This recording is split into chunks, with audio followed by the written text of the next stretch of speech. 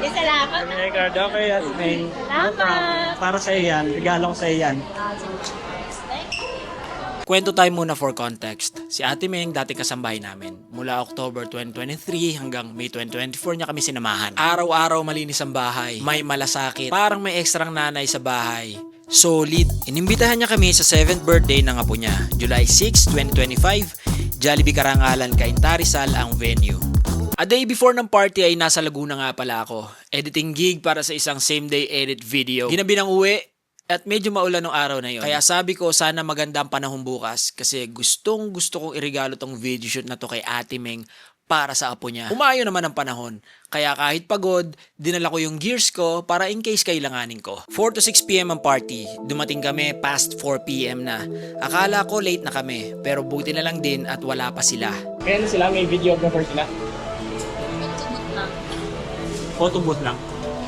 Sakto din na wala silang videographer. Pero anytime pwede mag-start ang party. Kaya dali-dali ako nag-setup.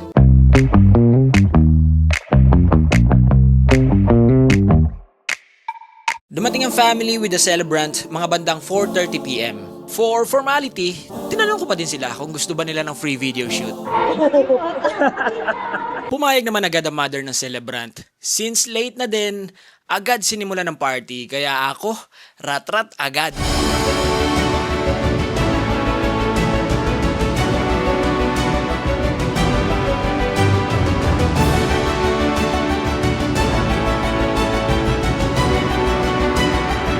Okay na sana eh. Kaya lang naiwan ko tong lavalier microphone na to na ginagamit ko pag mag-shoot ako ng interviews or yung mga video greetings. Kaya ang ginamit ko na lang na external recorder para makapag-capture ng audio ay yung cellphone ko. Ito yung mic, brother. Ito, Timeng. Lakasan mo boses mo ha.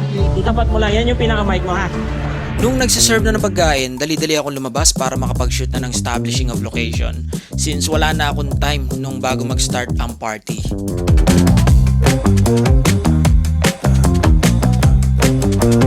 Anyway, ginawa ko ang makakaya ko to be in the right place at the right time. In-anticipate agad yung susunod na mga kaganapan para makapwesto na maganda. Run and gun style as usual.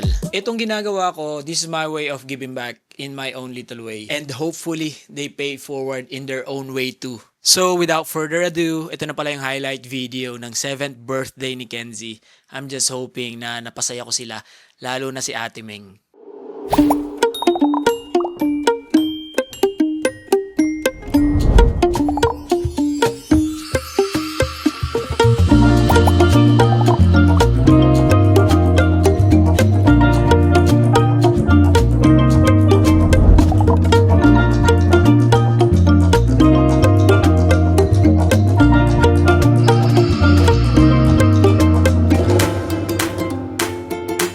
Happy birthday, Kenzie. Mahal na mahal ka namin.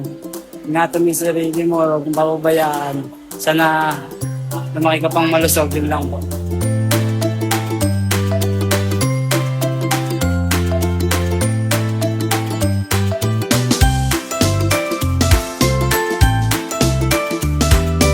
Happy birthday, King King! Na-miss ko. Sana wag kang makulit at maging mabait kang bata.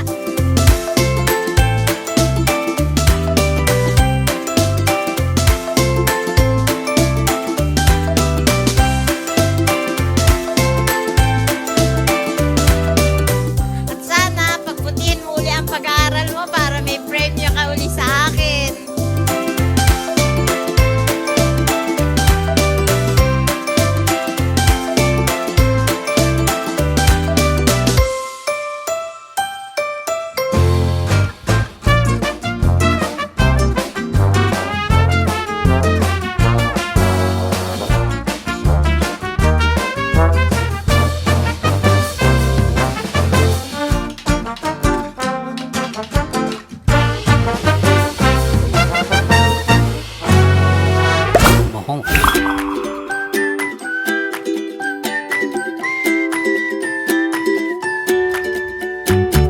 Happy birthday, ate. Wish ni mami mag-aral ka mabuti. Makinig ka lagi sa akin.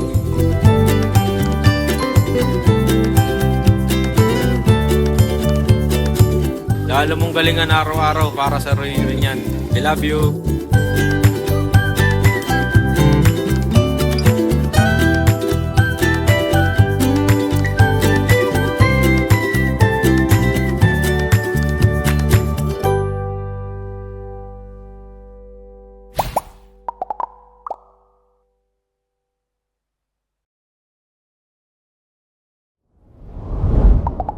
May mga nagme-message pala sa akin sa TikTok asking for a free video shoot. And nakakatuwa to know na people are interested in what I do. Pero just to be real with you, I only do these shoots during my downtime kapag wala akong client work.